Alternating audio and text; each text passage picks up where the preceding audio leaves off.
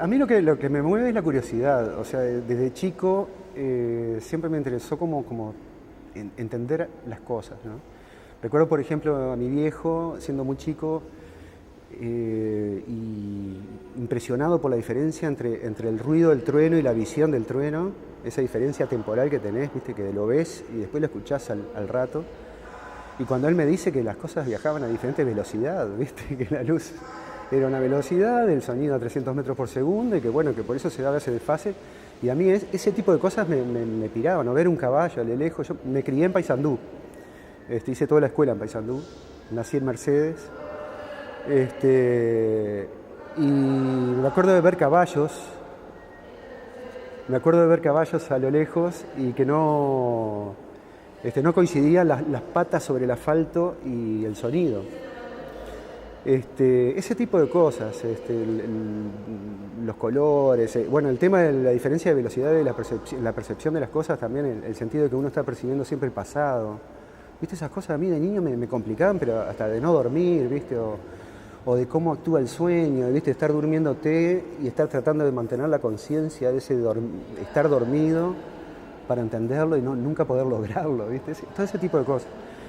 Y tecnológicamente yo soy de una generación de cruce, o sea, somos como la generación sándwich de los 70, ¿no? Adolescentes de los 70. Y tuvimos esa suerte de tener que conformarnos de niños con resolver nuestras situaciones lúdicas, ¿viste? Nuestros objetos lúdicos. O sea, no hay una cultura del consumo, del gran consumo, te compro el último juego, todo eso. Te ibas resolviendo con los Rusty o mis ladrillos o Mecano había en casa, trencitos. Pero después esas siestas interminables en que con mi hermano sobre todo resolvíamos cosas, ¿viste?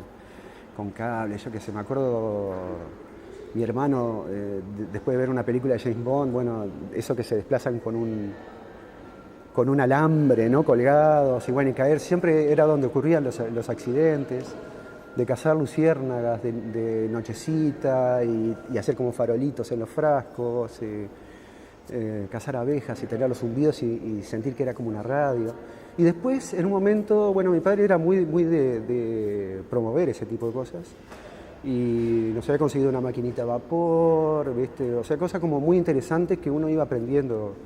Bueno, los mecanos, como dije. Y en un momento llega un laboratorio electrónico para niños. Y eso a mí me hizo clac, ¿viste? Dije, bueno, esto es lo mío, ¿viste? O sea, cómo funciona un transistor, cómo funcionan los condensadores, las resistencias. Me acuerdo que eran todas símiles de sistemas de fluidos y aguas, con tanques de agua, y con eso te explicaba un tubo un poco tapado de la resistencia, todo ese tipo de cosas. Y ahí fue cuando realmente empecé a pirar, sin darme cuenta, ¿no? Pero empecé a hacerme amigo de los cables. Y siempre, después en la adolescencia, bueno, me hacía mis propios taladros con una licuadora vieja, con unas mechas muy finas para perforar las placas electrónicas y poder hacerme mis circuitos. Me acuerdo el primer circuito fue con un tiristor y un pequeño transformador para hacer luces audiorítmicas y las enchufabas del parlante y eso alimentaba las luces y teníamos un montón de luces con amigos. Nos resolvíamos muchísimas cosas. Después aparece el cassette y bueno, y ahí empieza todo otro viaje. Es como que cada medio que se va incorporando a mi vida trato de entender, o sea, siempre algo terminaba roto, por supuesto, en esa experimentación y en esa búsqueda de conocimiento de cómo funcionaban las cosas. Yo qué sé, pero los cassettes recuerdo cuando aprendí a darlos vuelta para escucharlos al revés y todo ese tipo de cosas, ¿no? Era como mágico. Y bueno, y cuando aparece internet, yo vengo de la música en realidad, o sea, en los 70s, 80s eran mis amigos, altillo o azoteas y tocar, ¿viste? Hacíamos muchas cosas tipo Pink Floyd, ese tipo de cosas como de búsqueda de trance, ¿no? Y después más al free jazz. Aparece internet, los 95 por ahí, y me vuelco. Hasta ese momento yo no era muy digital. pero en ese momento me vuelco como por entero, trato de entender un poco, o sea, entro un poco para ver cómo hacer para distribuir esa música que estábamos haciendo, o sea, lo veo más como un medio de transmisión de cosas desde lo físico, ¿no? Pero en ese aprender uno empieza a reflexionar en lo digital, en lo que es estar en un entorno digital y después conectado con el tema de internet, y ahí es como me hace el clic. Y para mí fue un viaje de ida, o sea, empezás a programar, todo autodidacta, ¿no? Empezás a manejarte con el código de alguna manera, con los formatos y todo ese tipo de cosas, y quieras o no, empezás a reflexionar, bueno, pero ¿y esto qué es lo que estás manejando? ¿Qué son compuertas que se abren y se cierran de un circuito?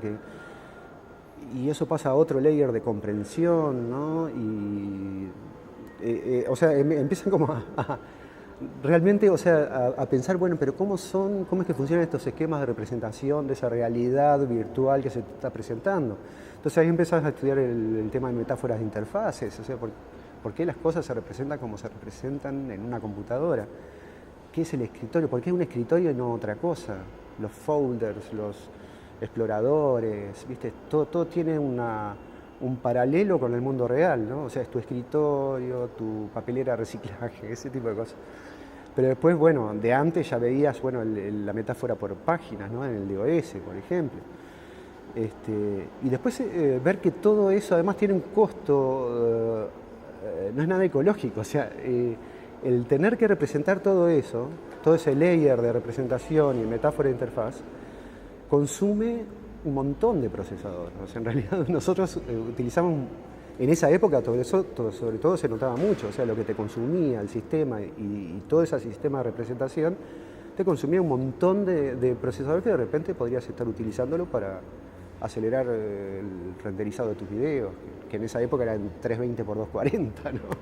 Pero que te llevaban un día a renderizar. Y bueno, y ahí me metí en el NetArt. Y el NetArt, que fue más bien investigar todos estos fenómenos que comentaba. Tratar de representar de otra manera que no sea la del mercado actual, o sea, como indagar en el tema de sabotear un poco el tema de la interfaz, que eso implicaba confundir al usuario, ¿no? O sea, pero bueno, era un poco la onda de reflexión. Y sobre todo el tema de, bueno, los paradigmas que te promovía Internet, el estar conectado, o sea, el tema del objeto y lo digital, el objeto que ya no es único, o sea, que está en todos lados, lo que se dice la ubicuidad del objeto y la pérdida de su aura, el tema de la hipervinculación, el tema de, bueno, la investigación sobre metáforas de interfaz, todo ese y el tema de los layers, o sea, la reflexión de qué es la representación digital y cómo va ligado con lo real.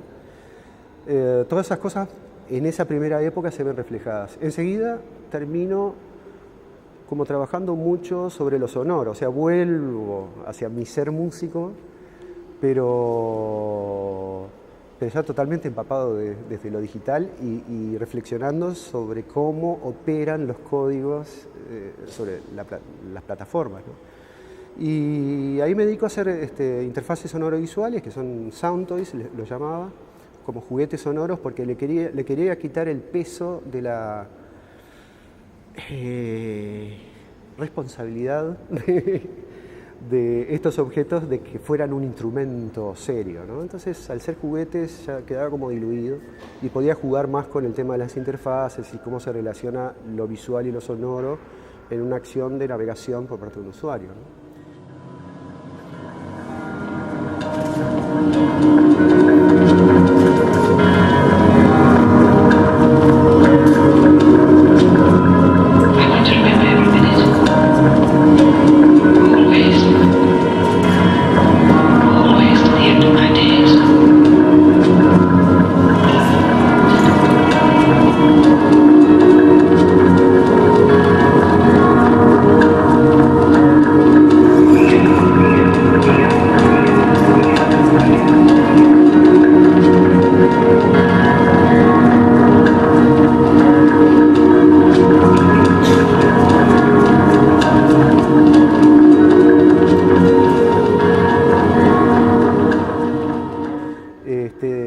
objetos que fueron expuestos acá en el subte en el 2005 con interferencias chamánicas, y luego hace un par de años, en el 2017, acá hicimos una invitación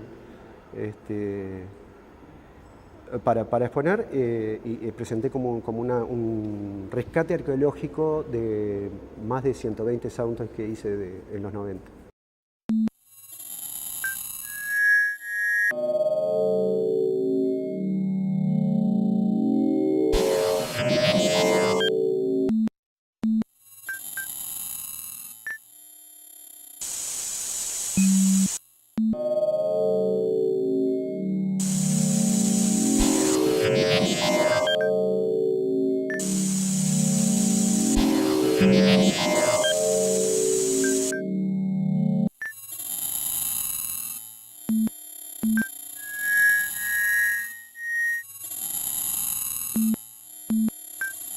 Interferencias chamánicas fue un proyecto en el que me vi abocado a principios del 2000, y un proyecto que yo considero como importante dentro de mi trayectoria, primero porque ganó bastantes premios, pero además porque la pieza en sí, que era un CD-ROM, involucraba también muchísimo el tema del trabajo del NetArt.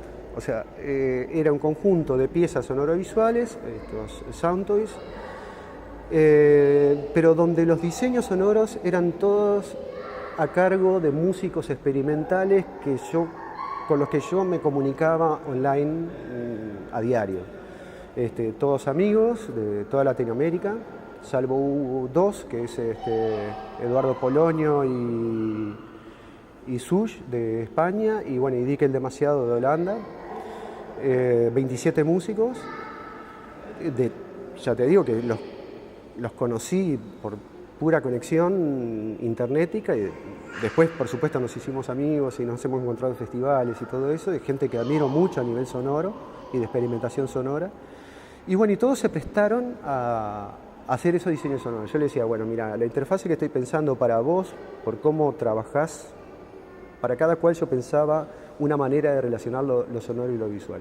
Entonces decía, bueno, si eras más ambient, trabajabas con sonidos más largos generalmente, o había sonido de triggers, de disparos, o sonidos que quedaban lupeando, etc. Había como una serie de cosas que se podían remixar, y que ese diseño sonoro además tenía que ir acompañado, tenía que ir como casado entre él, ¿no? Sin que el músico supiera mucho cómo era que se iba a relacionar.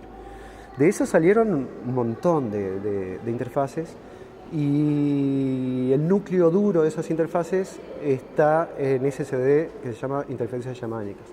Ganó un premio muy, muy, muy importante, un par de premios en Europa. Y en el 2005 recién pude tener mi muestra acá en Montevideo. Yo ya venía mostrando hace muchísimo en el exterior, pero yo considero que esa fue la muestra como más reconocida, o sea, por parte del medio, donde lo hicimos en la sala pequeña acá del subte, con la curaduría de Santiago Tabela. Y involucró muchísimas cosas, entre ellas invitar a gente que navegara esos CD-ROMs, y había como conciertos semanales por gente que no tenía nada que ver con el mundo de ese arte experimental y tecnológico, pero que funcionó muy bien, venía muchísima gente, yo qué sé, había músicos, por ejemplo, estuvo Juan Campodónico, estuvo...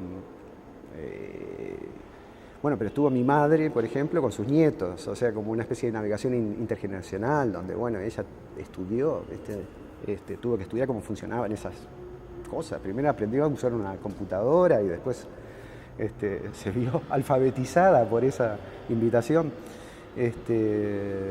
Hubo muchísima gente que intervino, y yo considero que fue una muestra dentro de Montevideo para mí importante. Había soundtoys también online que habían ganado un premio en el Salón Nacional en el 2002, para los 50 años del Salón, que que justo coincidió con la gran crisis de Montevideo. Y fue un premio, diríamos, raro, no hubo un primer premio, todos los premios fueron iguales y el dinero se repartió equitativamente para todos. Un 50 Salón Nacional muy raro, pero bueno, donde salió la primera pieza digital premiada fue esa, ¿no? O sea, de un objeto digital que está en un CD que no sé dónde estará, en qué acervo, no sé si estará en el Museo de Artes Visuales o quién lo estará guardando. Hicimos un rescate de eso en el EAC hace unos años con Fernando Sico. Y bueno, y lo interesante de todo esto que te decía era que este 2005, donde fue como mi primer muestra cerrada, así, formal, de Brian McKern y todo eso, Montevideo, que te decía que venía de antes, ¿no? Exponiendo y también, por suerte, también como ganando premios, o sea, fue como un buen momento. En un momento dejé de presentarme, ya no me presento a nada. Hace ya como 10 años que no me presento a nada. Pero en ese momento me presentaba y salía. También había como un auge y interés por ver qué estaba pasando con el arte digital y el arte tecnológico.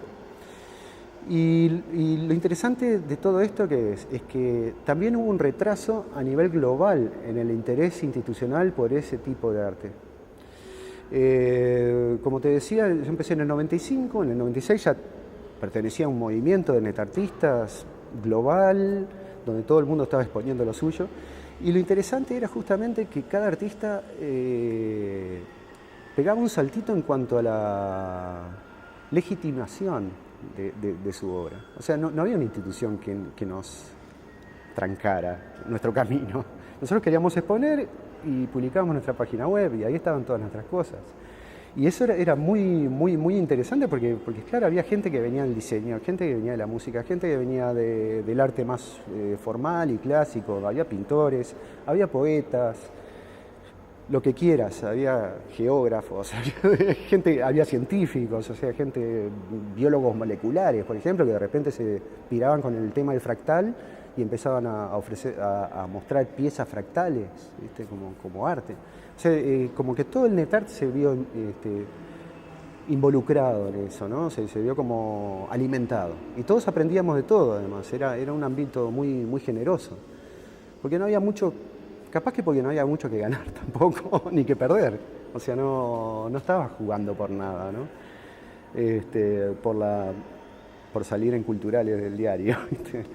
Y nosotros mismos nos curábamos, ¿viste? O sea, empezaban a haber como festivales organizados por esos mismos artistas. En un momento lo institucional empieza a cobrar, sobre todo en Europa. Empieza ya a fines de los 90, empieza a tener un interés muy fuerte y empieza a comprar obra. Y ahí se formalizan los circuitos, ¿no? Y los festivales. Fue un momento de mucho auge y mucho movimiento y de mucho dinero invertido. Podemos recordar también que a fines de los 90 fue el crecimiento de la burbuja de las .com, se llamaba, el .com. Hubo un primer movimiento de muchísima inversión de dinero del mercado, donde cualquier cosa que pasara en Internet podía tener valor. O sea, el nombre de un dominio, por ejemplo, lo que fuera que pasara en Internet podía de repente tener un golpe de suerte. Y entonces había un estímulo desde el mercado muy grande. Y bueno, y por supuesto, eso, cuando el mercado se interesa en algo y aparece el dinero, aparecen los intereses tanto de las políticas culturales de todos los países y de las instituciones. Porque las instituciones empiezan a decir, bueno, a ver qué pasa con esto. Y empiezan a comprarse cosas. Ya en ese momento lo que veía, fines de los 90, principios del 2000, era que esas cosas que se estaban comprando sin mucho ton ni son. O sea, un museo de repente compraba un CD-ROM, por ejemplo. Un CD-ROM cerrado, con la obra del artista, y ni siquiera preguntaba cuál era el entorno de hardware y de software que se necesitaba para ver ese CD-ROM o apreciarlo. Generalmente el artista pone hay un protocolo donde dice, bueno, esto se ve con Windows 95, no sé, con tanta RAM. con tal relación de aspecto, etcétera, etcétera. Pero quedaba un poco en eso. Nadie guardaba. Es un poco como las televisiones, saltando las diferencias, ¿no? Pero las televisiones de Nangyon Pike de los 60. Si compras un Nangyon Pike, ¿cuántas teles tenés que comprar atrás de Nangyon Pike? O sea, comprás la obra, pero tenés que comprarte un galpón de teles de esa época. O no, porque, bueno, y si cambiamos de tele, ¿cambia la obra? Y sí o no, no sé, ahí está la discusión, ¿no? Que es muy interesante cuando entra todo el aspecto de qué es la conservación y la restauración y la preservación de obras tecnológicas. O sea, ¿qué es lo que preservamos cuando preservamos la idea, preservamos el concepto, preservamos exactamente la pieza? Me consta que hay instituciones, por ejemplo, que tienen colecciones de Le Parc, 50, fines de 50, principios de 60, y bueno, y verifican que puedan comprar una caja de tornillito que utilizaba Le Parc, ¿no? Para determinada caja de esas mágicas que hacía. O sea, podemos ser tan obsesivos como eso o no. Y ahí está el tema que todavía se sigue discutiendo de qué se preserva cuando hay que preservar arte tecnológico. Yo ya veía en los 2000 que no había una preocupación, o sea, había una moda, un trend que hacía que las instituciones, para estar al día, ingresaran obras o acervo tecnológica, pero que no veían mucho de eso.